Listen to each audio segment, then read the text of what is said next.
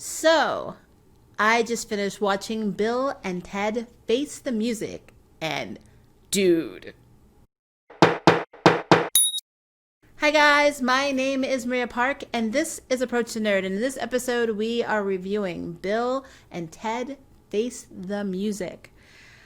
Guys, I love this movie. I really am a big fan of Bogus Journey. I thought that was probably the best Bill and Ted movie, honestly. Yeah, I'm probably gonna get a lot of hate for that, but it's my favorite. And this movie, I think, for what we've been going through with COVID, being trapped at home, not being able to go out and see our friends, was what we needed. It's very funny, it's cute, it's lighthearted, it's goofy. And this movie definitely does not change our two favorite main characters, Bill and Ted, basically at all. They do have some character development in this movie, but it's not like, oh, we have to quit music, or oh, we have to go get a job, or oh, we need to divorce our wives and, run off and do whatever. It's just like, it was very Bill and Ted, I guess is a good way of putting that. But so if you're watching this, it's kind of a spoiler review. So you already know that Bill and Ted, and Wild Stallions were supposed to basically bring all of the world together, through a song.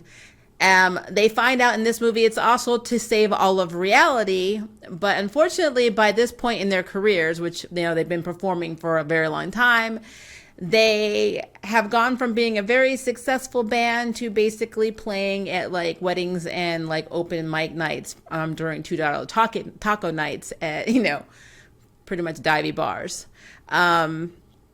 They still are unable to get the creative juices flowing and write that magical song that's going to unite the world. So we're kind of like, that's where we are when we enter this movie. Some cute notes are they are not only still married to the princesses from the first movie, they each have a daughter. And their daughters are almost exactly like them. It's very, very funny. So Ted's daughter's name is Wilhelmina. They call her Billy. She's played by, let's see if I remember her name correctly, Bridget Lundy-Paine. She plays Casey in Atypical, another show I love on Netflix. She is flippin' hilarious. I mean, very, very funny. And then Theodora, or Thea, is Bill's daughter, and she is played by Samara Weaving. I believe she was in Ready or Not, and a Netflix movie called The Babysitter, which I kind of glanced over, but I know that was her. Also very, very funny. These two girls are basically like mini versions of Bill and Ted, but with a little bit more common sense. So it's like they got a little bit of their mothers and then a lot of their fathers, and they're definitely daddy's girls. I really, really enjoyed these two characters. I thought that they were very, very cute. I loved Death in this movie. Death is hilarious. Death is like, he played bass in Wild Stallions. He apparently was sued by Bill and Ted because, he was trying to take off and basically be the band. Apparently he did a record on his own that was basically just bass for like hours that kind of flopped. But I thought it was hilarious. There's a scene where they go down to hell to save their daughters, who basically have been zapped by this robot who calls himself Dennis Caleb McCoy. He's a killer robot who Rufus's wife sent to kill Bill and Ted because she figured if she offed them, then maybe all of reality would be saved, because they can't write the song. Maybe if they weren't a concept, maybe, everything would just kind of level out. Well, when he zaps them, they basically get sent to hell. I'm not really sure why everyone that dies in this gets sent automatically to hell and not heaven, but, whatever. But Bill and Ted force, the robot to zap them and send them to hell. And then we see Death, and Death is like brooding. He's got like pictures of bands and like the old memorabilia of Wild Stallions around. He's got his bass, and I just found it hilarious how much he reminded me of half groupie, half like inspired artist, like how he was giving critiques to the robot, and the robot's like, I would love to be able to play like the triangle or the tambourine. And he's like, one does not just play the tambourine, that must be earned. And it was just, his whole character just cracked me up.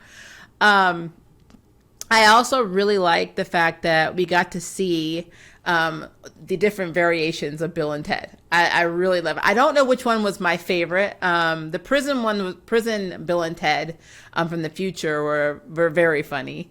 Maybe the 90-ish Bill and Ted's were probably on the list of people that I thought were really, really funny, but every version of Bill and Ted was funny. And all of them were messed up except for I guess I'm calling it the prime timeline Bill and Ted. All because there is a scene in the movie where they have to go to couples counseling. And the problem with Bill and Ted, in terms of their relationships with their wives, is that they pretty much do everything together. I'm really hoping that's not really true because that's just really weird. But they go to couples counseling. So, of course, Bill and Ted feel like, are they in their minds, for some reason, they just thought that all four of them go to couples counseling. And so they're in couples counseling and they're talking, and they're like, the therapist is like, tell your wife basically, or, can you tell your wife that you love her? And both of them can't say it without mentioning the other person. So like Bill would be like, me and Ted really love you, and things like that. And like, they just couldn't, it's always a we instead of an I. And that was the major problem with both of them. Through the first or beginning parts of the movie. So, and a lot of the variations of them, the Bill and Ted's in the future, are future to them anyway, their wives leave them. And to add on to that, there's a scene where I believe it was the first set of Bill and Ted tell them not to go and talk to their wives who are still sitting in counseling because apparently they were asked to leave. And they come back and they kind of make it worse, but they're like, your future selves are going to come and take you on a journey to find a Bill and Ted version of us where you're actually happy, which of course I already knew. I mean, come on, you already know at that point it's going to be them because it's literally the only timeline that the women are actually technically happy in. They got their two girls and they're happily married. They're just problems. It's a little troubled. But I knew that was going to be that. I just thought it was interesting that, from that standpoint, that their wives had to go on this magical journey as well to figure out that their lives at home were pretty much what they wanted in the first place. So there's so many messages in this, like, there's so many about unity, about, everybody working together. I mean, there was basically a lot of, I don't want to call it midlife crisis stuff, but there's a scene where Ted almost gave up being a musician and he almost talked about getting a job before Rufus's daughter shows up to take him, to meet her mother and the great leader and everyone in the future. So that would have been interesting. But thankfully, they left our Bill and Ted alone in this, and Bill and Ted didn't really change, but at the same time, they did have some character growth because they did kind of take accountability and responsibility for trying to write the song and trying to save their marriage and trying to save their kids, So I don't know. I thought that was really, really cool. So I was a big fan of this movie. Yeah, Bill and Ted was all over the place. So I guess my review is kind of reflecting that because it's just like every scene was bam, bam, bam, bam, bam. It's very fast paced, but I feel like it needed to be because, at some point their daughters went and they got Jimi Hendrix, they got Louis Armstrong, Ling Lung, Mozart, and like this little demon, I guess, Grum, to form a band to help back up their fathers, which it just turned out that actually it was Billy and Thea the entire time who are the ones that were destined to put everything together because the daughters basically were very talented at what they liked and heard. Like they could hear different like notes and different instruments and they knew how to put it together. So basically they were like Zed, one of my favorite, musicians and DJs, they're kind of like him. So they were able to bring everybody together and everyone was able to have an instrument throughout time all over the world to save reality. So it was very, very cool. And I love the message, and I thought it was a very good way to end the franchise. Will there be future movies with the daughters? Who knows? They pretty much set it up for the two daughters being the new Bill and Ted. I don't know if that's something they want to do, but the girls definitely act a lot like them, but a little bit smarter. So, lots of potential there. And the last thing I'll say is I loved the homage to Rufus. I like the hologram for George Carlin was awesome in the original movies, and I love that everything kind of plays off of him. The wife basically trying to kill Bill and Ted, and the daughter said, "Daddy would be so disappointed," and then the mother saying, "Oh, your father would be so proud," and Rufus. I love so many. All the references to Rufus were awesome. I'm glad that they kept him in some capacity, even though unfortunately George Carlin is no longer with us. So yeah, I really enjoyed this movie. I would love to know what you guys think though, because this was a pretty good one.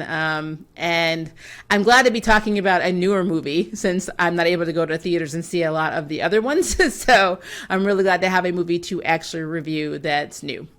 But I want to know what you guys think, so please leave me a comment below and let me know. And if you'd like to sign up for Jury Duty, hit the subscribe button. If you'd like to know who's next on the Nerd Ballot, hit the notification bell. Until next time, I can't wait for you to approach the nerd. Bye, guys. Thank you for watching my video. I really appreciate it, but hey, the party doesn't have to stop now. Click on one of these videos and keep it going.